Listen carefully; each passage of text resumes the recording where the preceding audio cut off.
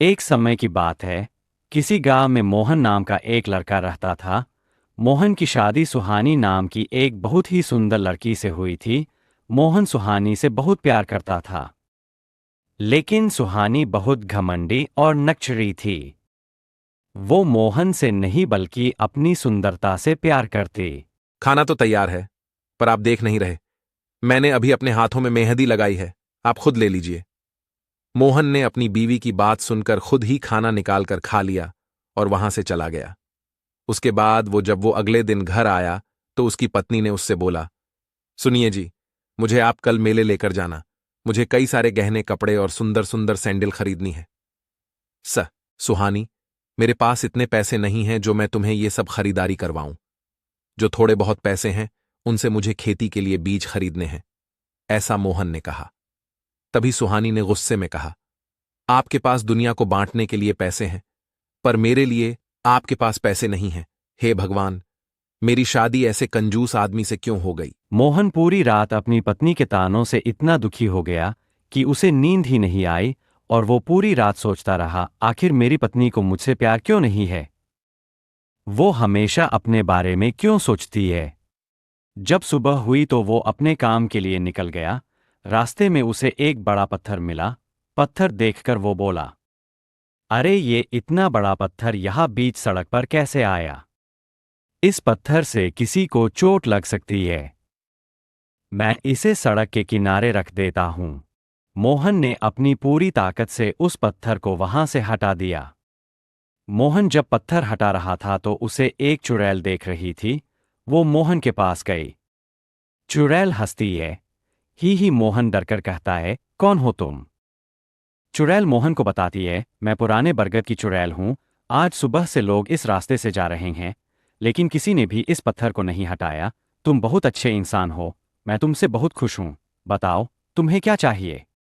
मोहन कहता है, मुझे जाने दीजिए। ये कहकर मोहन वहां से भाग गया, लेकिन चुड़ैल ने अपनी मायावी शक्ति से मोहन के बारे में पता लगा लिया। चुड़ैल मन ही मन सोचती है, इतने अच्छे इंसान की इतनी घमंडी पत्नी, मुझे इस इंसान के लिए कुछ करना चाहिए। इसके बाद चुड़ैल मोहन के घर गई। उसने मोहन की पत्नी सुहानी पर जादू किया। चुड़ैल तभी मंत्र पढ़ती है, चल जाए मेरी छड़ी का जादू, बन जाए सुहानी बिल्ली बेकाबू। चुड़ैल के ऐसा कहते ही सुहानी एक बिल्ली बन गई एल। और उस चुड़ैल ने सुहानी का रूप धारण कर लिया। उसके बाद चुड़ैल ने सुहानी से कहा, तेरा पति इतना अच्छा है और तू उसके साथ इतना बुरा व्यवहार करती है। अब मैं तुझे सबक सिखाऊंगी। बिल्ली, सुहानी, तुमने मुझे बिल्ली क्यों बनाया। मुझे पहले जैसा बना दो। बिल्ली को देखकर मोहन बोला, अरे सुहानी, ये बिल्ली हमारे घर में कहाँ से आई। सुहानी, चुड़ैल कहती है कहीं बाहर से आ गई है, अब जा नहीं रही, रहने दो इसे। ये आप हाथ मुंह धो लीजिए, मैं आपके लिए खाना लगा देती हूँ। वो पत्नी जो मोहन को कभी पानी को भी नहीं पूछती, वो मोहन को खाना देने की बात कर रही थी, वो भी इतने प्यार से। मोहन हैरान होकर बोला, मोहन क्या कहा तुमने, तुम मुझे खाना दोगी। तुम्हारी तबीयत तो ठीक है। सुहानी, चुड़ैल, मैंने आपके साथ बहुत बुरा बुरा बर्ताव किया है, लेकिन वो मेरी नासमझी थी, मुझे माफ कर दीजिए।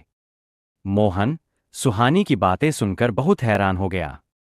और उस दिन के बाद से सुहानी मोहन का बहुत ख्याल रखने लगी। मोहन अपनी पत्नी में ये बदलाव देखकर बहुत हैरान भी था और खुश भी। उनके घर में रह रही बिल्ली ये सब देखकर बहुत चिढ़ती थी, लेकिन चुड़ैल के जादू के सामने वो बेबस हो जाती थी। एक दिन मोहन सुहानी से बोला, सुहानी, चलो आज हम कहीं बाहर घूमने चलते हैं। आज मैं तुम्हें खरीदारी कराऊंगा। तुम्हें बहुत शौक है ना गहने खरीदने का।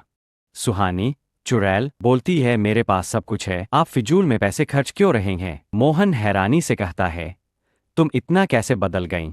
सुहानी, मुझे कभी कभी विश्वास नहीं हो कि तुम वही सुहानी हो जिसे अपनी सुंदरता पर इतना घमंड था और जो बात बात पर मुझसे लड़ा करती थी। मोहन के बार बार कहने पर सुहानी बाजार जाने के लिए तैयार हो गई, लेकिन सुहानी जैसे ही तैयार होने के लिए अपने अपने आप को शीशे में देख रही थी, उसी समय मोहन वहां आ गया और उसने अपनी पत्नी को शीशे में चुड़ैल के रूप में देख लिया।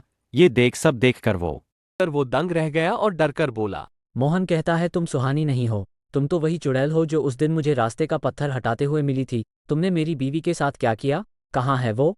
मोहन, मैं तुम्हें धोखा नहीं देना चाहती थी, लेकिन तुम बहुत अच्छे इंसान हो और तुम्हारी पत्नी तुम्हारे साथ बहुत बुरा बर्ताव करती थी, जो देखकर मुझे अच्छा नहीं लगा।